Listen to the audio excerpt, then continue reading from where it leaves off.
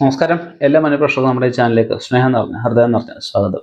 നമ്മളിവിടെ പറയാൻ പോകുന്നത് 2025 ആഗസ്റ്റ് 17 ഞായറാഴ്ച രാത്രി 1:52 ചിങ്ങ രവി സംക്രമമാണ്. അപ്പോൾ ഇതിനു ശേഷം ധനപരമായിട്ട് നല്ല പുരോഗതി ഉണ്ടാവുക, കടത്തിൽ നിന്ന് മുക്തി നേടുക, കൂടെ നിൽക്കുന്നവരെ പോലും കൈപിടിച്ച് ഉയർത്തക്കത്തിൽ ഉയർച്ചകൾ ഉണ്ടാകുന്ന കുറച്ച് നക്ഷത്രക്കാരെയാണ് നമ്മളിവിടെ പറയുന്നത്.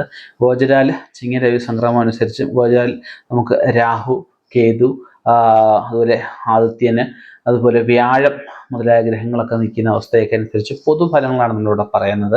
ഇത് 100% വ്യക്തത ആഗ്രഹിക്കുന്നെങ്കിൽ തീർച്ചയായിട്ടും നിങ്ങളുടെ ജാതകമായിട്ട് നല്ല ജ്യോതിഷനെ നമ്മൾ കാണേണ്ട അവസ്ഥ പറയപ്പെടുന്നുണ്ട്. നമുക്ക് ഈ ഒരു പ്രവചനം വന്ന് നമുക്കൊരു മാസം 2 മാസം നമ്മൾ നോക്കുക. എന്നിട്ട് നമ്മുടെ ഉദ്ദേശിക്കുന്ന നടക്കുന്നില്ല എങ്കിൽ ജാതകപരമായ എന്തൊക്കെയോ പ്രശ്നങ്ങളുണ്ട്, അത് നമ്മൾ പരിഹരിക്കണം. ജാതകം എന്ന് പറഞ്ഞാൽ മുജ്ജന്മമാണ്. കഴിഞ്ഞ ജന്മം നമ്മൾ ചെയ്തു വന്ന പുണ്യകർമ്മങ്ങൾ അല്ലെ പാപകർമ്മങ്ങളുടെ ഒരു ബാക്കി പത്രമാണ് ജാതകം എന്ന് പറഞ്ഞ് ഒരിടത്ത് തലവരെയാണ്, ഒരു ബയോഡറ്റയ്ക്ക് തുല്യമാണ് ജാതകം എന്ന് പറഞ്ഞു കഴിഞ്ഞാൽ. ആ ജാതകത്തിൽ എന്തെങ്കിലും വിഷയങ്ങളുണ്ടെങ്കിൽ അതിപ്പോൾ പരിഹരിച്ച് മുന്നോട്ട് പോയാൽ തീർച്ചയായിട്ടും ഇവർക്ക് ധനത്തിൻ്റെ കൊടുമുടിയിൽ ഒരു മുടി വെച്ച് വാഴാനുള്ള യോഗം ഇവർക്ക് ഉണ്ടാവും. നമുക്ക് നക്ഷത്രങ്ങളിലേക്കൊന്ന് കടക്കാം. നമുക്ക് മെടക്കുൾപ്പെട്ട അശ്വതി നക്ഷത്രക്കാർക്കെന്ന് പറഞ്ഞു കഴിഞ്ഞാൽ പൊതുവേ സാമ്പത്തികപരമായിട്ട് ഉയർച്ചകളൊക്കെ ഉണ്ടാവുക. ഇവർ കിട്ടത്തില്ല എന്ന് പറഞ്ഞ ജോലി അല്ലെങ്കിൽ കിട്ടത്തില്ല എന്ന് പറഞ്ഞ ധനം പോലും കിട്ടുന്ന അവസ്ഥ പറയപ്പെടുന്നുണ്ട്. അടുത്ത മഹാദേവൻ്റെ നാളായിട്ടുള്ള തിരുവാതിര നക്ഷത്രമാണ്. തിരുവാതിര നക്ഷത്രക്കാർക്കെന്ന് പറഞ്ഞു കഴിഞ്ഞാൽ അയൽ ദേശത്ത് അല്ലെങ്കിൽ സംസ്ഥാനത്ത് നല്ല ജോലി കിട്ടാൻ, നല്ല ധനപരമായിട്ടുള്ള ഉന്നതി ഉണ്ടാവാനൊക്കെയുള്ള സാധ്യത അവർക്ക് കാണുന്നുണ്ട്. അടുത്ത പൂരം നക്ഷത്രമാണ്. പൂരം പൊടി പിടിക്കുന്നൊരു വർഷമായിട്ട് പറയാവുന്നതാണ്.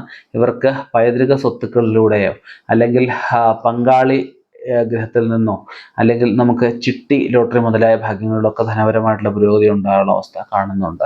അടുത്ത ചോദ്യ നക്ഷത്രക്കാർക്ക് നമുക്ക് എന്താണോ അവർ ആഗ്രഹിക്കുന്ന കാര്യങ്ങൾ അതുപോലെ നടക്കുന്നൊരവസ്ഥ, ചോദിക്കാതെ കിട്ടുന്നൊരു വർഷമായിട്ട് നമുക്ക് ഈ ഒരു കൊല്ലവർഷം 1201 ആണ്ട് പറയാവുന്നതാണ്.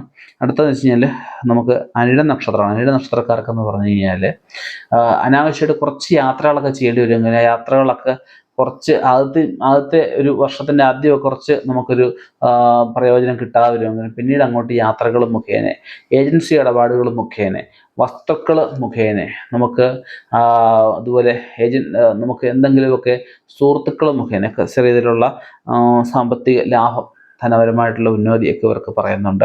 അടുത്ത പുരാട നക്ഷത്രക്കാർക്ക് നമുക്ക് ഈ എന്തെങ്കിലുമൊക്കെ കിട്ടത്തില്ല എന്ന് പറഞ്ഞ കാര്യങ്ങൾ അല്ലെങ്കിൽ ഇവർ ഉപേക്ഷിച്ച കാര്യങ്ങൾ കിട്ടുന്ന അവസ്ഥകൾ പറയാം. അതുപോലെ സന്താനങ്ങളുമായിട്ട് ചേർന്നുകൊണ്ട് എന്തെങ്കിലും ബിസിനസ് തുടങ്ങുക, അതിൽ നിന്നും പുരോഗതി ഉണ്ടാകുന്ന അവസ്ഥയൊക്കെ പുരാട നക്ഷത്രക്കാർക്ക് പറയുന്നുണ്ട്. അടുത്ത ഉത്രട്ടാതി നക്ഷത്രക്കാർക്ക് എന്തെങ്കിലുമൊക്കെ സംഗീത അല്ലെങ്കിൽ നൃത്തം, കല ഇങ്ങനെയുള്ള കാര്യങ്ങളുമായിട്ട് ബന്ധപ്പെട്ട് നിൽക്കുന്ന ആൾക്കാർക്കായാലും അല്ലാതെ ആ ഒരു മേഖലയിലേക്ക് താല്പര്യമുള്ളവർക്കായാലും അതുകൊണ്ട് ധനപരമായിട്ട് പുരോഗതി ഉണ്ടാകുന്ന അവസ്ഥ. ഇവർക്കും സർക്കാരിൽ നിന്നും എന്തെങ്കിലും ആനുകൂല്യങ്ങൾ, ധനപരമായിട്ട് നേട്ടങ്ങൾ ഒക്കെ ഉണ്ടാകാനുള്ള സാധ്യത ഇവർക്ക് കാണുന്നുണ്ട്. ഞാൻ ആദ്യം പറഞ്ഞത് പൊതുഫലങ്ങളാണ് നമ്മൾ പറഞ്ഞിരിക്കുന്നത്. കൂടുതലായിട്ട് വ്യക്തത ആഗ്രഹിക്കുന്നെങ്കിൽ ജാതകം കൂടി പരിശോധിക്കുക. ഇപ്പോൾ ദശ, അപഹാരം ഇവയൊക്കെ ചിന്തിക്കേണ്ട ആവശ്യകതയുണ്ട്.